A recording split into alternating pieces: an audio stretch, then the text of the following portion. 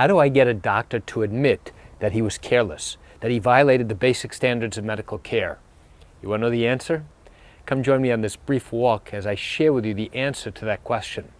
Hi, I'm Gerry Oginski. I'm a New York medical malpractice and personal injury attorney. Okay, so let's say you brought a lawsuit against your doctor claiming that he was careless and that his carelessness was a cause of your injury. And a medical expert has confirmed that you have a valid basis for a case. All right, so now during the course of the lawsuit, I will have an opportunity to question the doctor whom you have sued. How is it possible that I could ever get the doctor to actually admit that what he did was wrong? You want to know how? All right, here's how. First, I have to get him to establish what was the standard of care. What is good medical practice? Then I have to get him to establish what is not good medical care. Then I have to go through with him and identify exactly what it was that he did, and then ask him hypothetical questions. Doctor, in a patient who comes to you with a complaint about a lump in the left breast, you would agree that good medical practice requires that you take a detailed, thorough history, correct? Yes.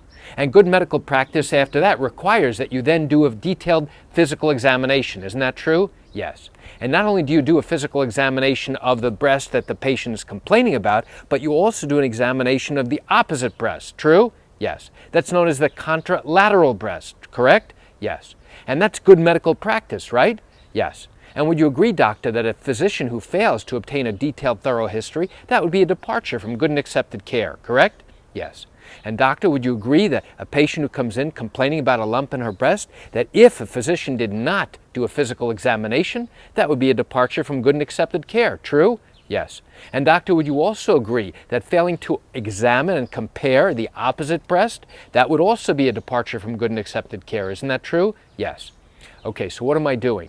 I'm establishing the standard of care, and I can do that because this doctor is considered to be a medical expert. Now, he's the person that you have sued. He's a physician with a lot of education, a lot of training, a lot of experience. The law allows me to ask him these questions as a medical expert.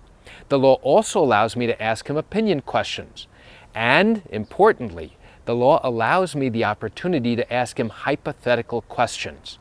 I've now established the standard of care using the doctor's own words. I've now established the opposite of what happens if the physician fails to do those things. And yes, the doctor's admitted that if the doctor did not do a detailed, thorough history and if no physical examination were done, those would be violations from the standard of care. And I will, of course, ask him to explain why. Now, what's next? What's next is that I will now begin to ask him hypothetical questions. Doctor, I want you to assume that Mrs. Jones came to you on day number 1, and on that visit she complained of a lump in her left breast. You told me just a moment ago that it would be critically important, in fact it's the standard of care, for the physician to do a detailed, thorough history, correct? Doctor, I want you to assume that Mrs. Jones on day number 1 made a complaint of a lump in her left breast. Would you agree that a physician who failed to take a detailed, thorough history, once the patient complains about the lump in the left breast, that would be a departure from good care, correct? And he's not going to want to answer that because that's part of our claim. The hypothetical questions are designed to highlight the facts that we believe to be true, because obviously the doctor disputes our version of the facts. And here's why it's so important for us to be able to use hypothetical questions. When we get to trial, if the jury believes our version of the events, our version of the facts, now the doctor will have already told them exactly what good medical practice is, as well as what is not good medical practice, assuming our version of the facts to be true. That's a critically important point. So now I'll ask him, doctor, assuming that Mrs. Jones made this complaint of a lump in her left breast, and now the physician did not perform a physical examination on that breast, would you agree that failing to do that would be a violation from the standard of care? He has to tell me yes. So why does this help us? It helps us because when we get to trial, now if the jury does in fact believe our version of the events, now the doctor has admitted in his own words that failing to do those things represents departures from good and accepted medical care.